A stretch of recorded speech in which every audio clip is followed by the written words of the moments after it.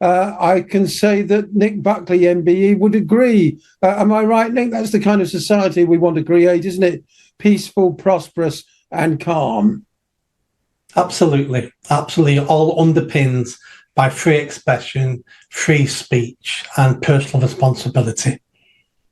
Yes, very well said. I mean, unfortunately, this we used the word in the previous section. It is the best one in the English language. This febrile atmosphere, this hothouse, to some extent exacerbated by the warm weather, which we only get once a year, has created a very different set of conditions at the moment.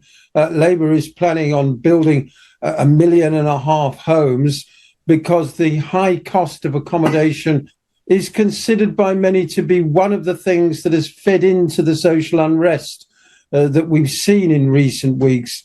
Although others would say, well, actually, this stems down to a lack of integration. In fact, the National Secular Society, who I was quoting earlier, who are opposed to this new definition of Islamophobia, say that instead the British government should be working on integration when it comes to minority communities. Do you think that's the way forward, Nick? Or, some of these problems have been brewing for a long time and are never discussed. And, that doesn't help the situation. Yeah, I think like many complicated problems, it's never just one thing. It's accumulation of many things over a long period of time. So is the housing crisis contributing to the trouble in civil unrest at the moment?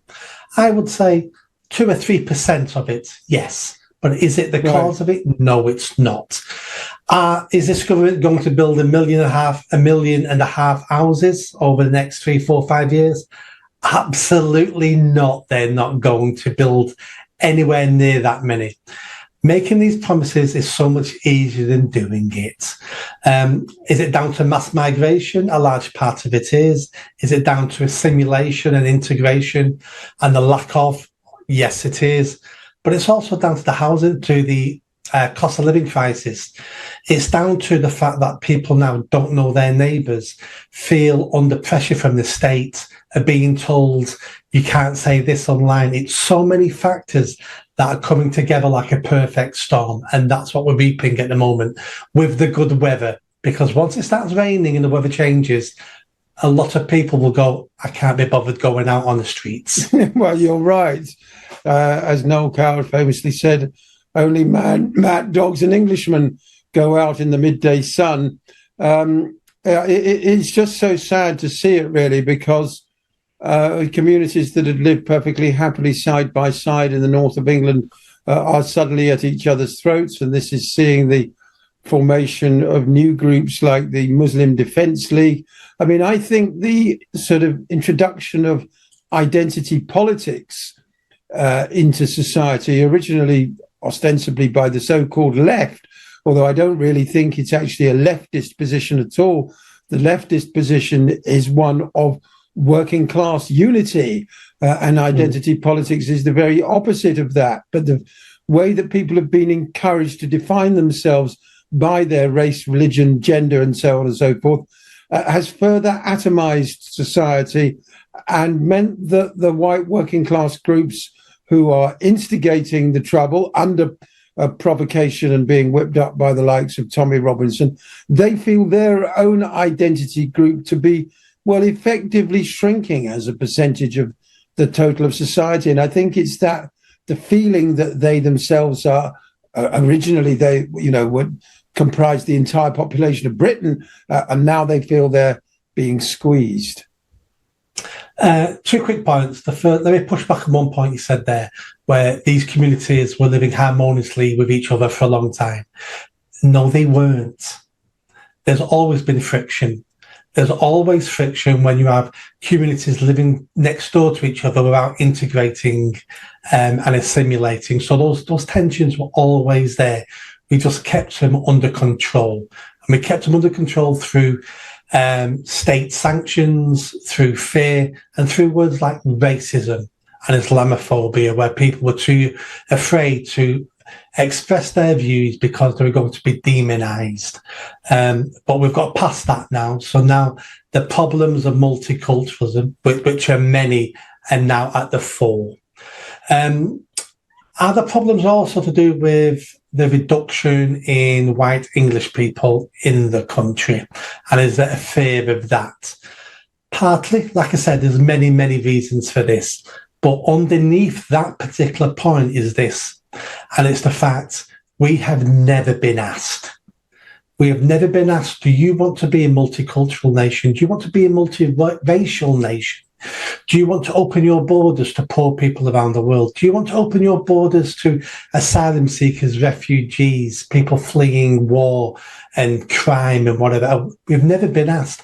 And every time we've sort of been asked at a general election, we've always voted, no, we don't want it. And the second we vote for that, the people in power then do the complete 180 and increase immigration and increase it. That's what's driving people to violence. That's what's driving people crazy. What else do you do when you live in a democracy and you follow the rules? You voted at elections, you voted in referendums to have your say. And every time you do it, you're lied to and you get the complete opposite. You get what you voted against. What else do you do in a democracy? It has to be the streets, and that leads to violence, which I don't condone. But what else do you do? Well, yeah, you make a couple of very good points, Nick. It's a long time since I lived in the north of England. I had been under the impression that communities were starting to integrate a bit better, but the evidence of the last few weeks would show that they haven't. You're absolutely right that the British people have never been consulted as to demographic changes. And indeed, it is a sort of demographic time bomb that certainly stokes a lot of fears. Now, some people say that if current birth rates continue as they are, Britain would even be a Muslim majority country by the end of the century. I don't know if that's true. A lot of people would be quite relaxed about it, even if it were true. Are you racist even to notice such a thing? So on and so forth. But it's not something that ever becomes part of our national conversation, because basically people are afraid to go there, Nick, aren't they? That's the problem. People never want to talk about these issues, particularly things like the differing birth rates between Muslim communities and indigenous ones. When you don't address serious problems in a community, you leave them to fester. And when they fester, people with dark hearts use that to rule communities and to take power and to make money. And we're getting some of that from all different communities in the UK, people with dark hearts using it as an opportunity.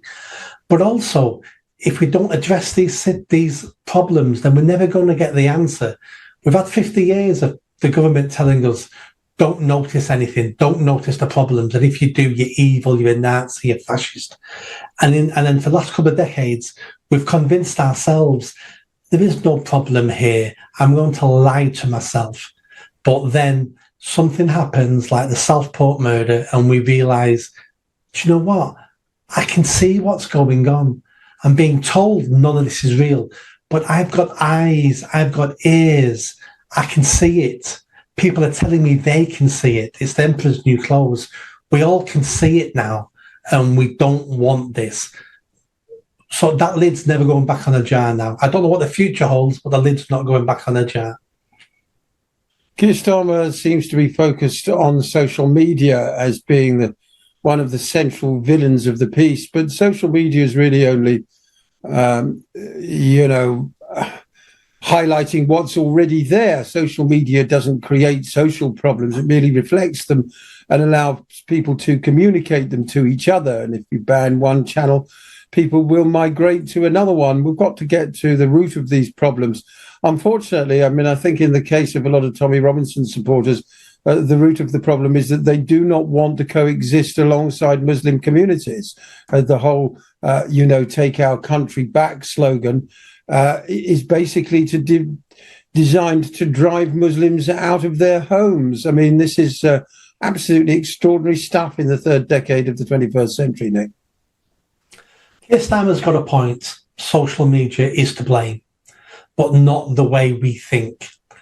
Social media is to blame because he cannot control it. A couple of decades ago, the government, the elite, can control the narrative. They owned the newspapers, they would bribe the newspapers, they would promise knighthoods to newspapers, and they could control the narrative. Now they can't control the narrative on social media. So in their eyes, social media and Twitter is to blame, because it never used to be like this. You all did as you're told 20 years ago, but we can't control this. Then going to the Tommy Robinson supporters.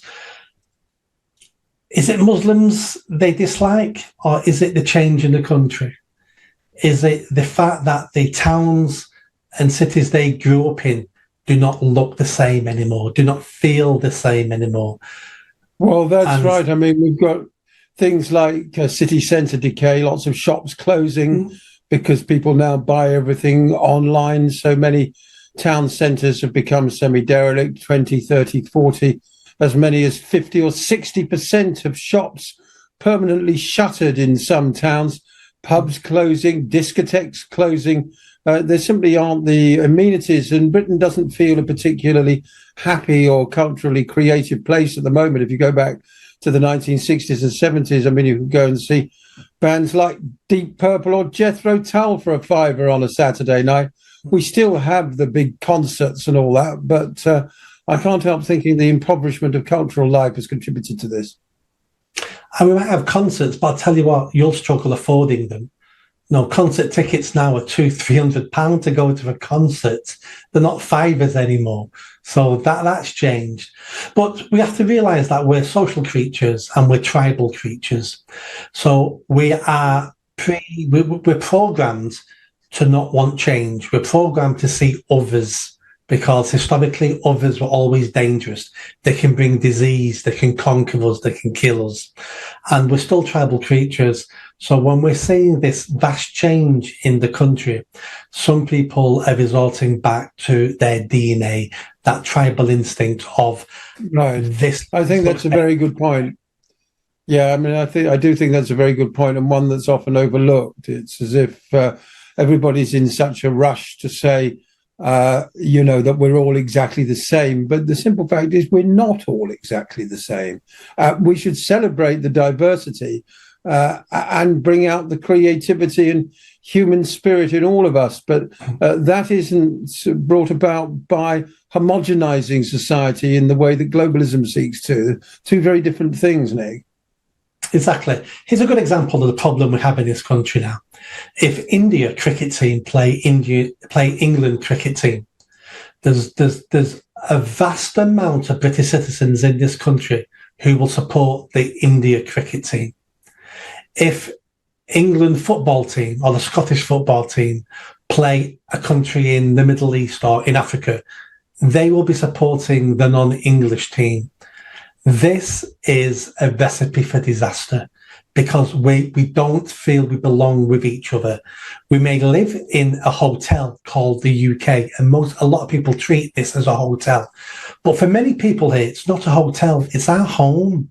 And if you live in the UK, it needs to be your home if you've made it permanent. If it's not your home, then you should leave and go to your home. Because we need to be one people, regardless of race, religion, colour of skin, sexuality. We need to be one people under one monarch, under one set of social norms that we celebrate together.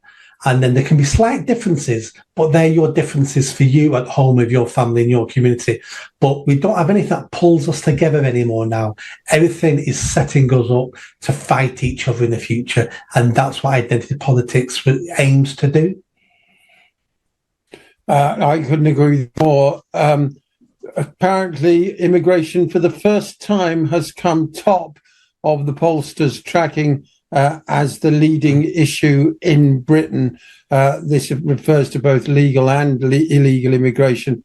One of the problems we've had in terms of the increase in Britain's population, of course, is that it suits governments, because the quickest way to make the economy grow is to simply import more people. Perhaps we need to get away from this dash for growth and accept that we need to have a stable population apart from anything else, Nick. This is a Ponzi scheme. There is no growth in the UK. The UK is not getting richer per person. but the country itself looks like it's getting richer because it's generating more money. But there's more people here. So the amount of money we earn now individually has come down. We're actually getting poorer, poor individual. Did you enjoy that video? I think you did. Come on now, hit that bell, subscribe, comment. Let's build this channel. I need more followers, I need more subscribers. Be part of the journey. See you soon.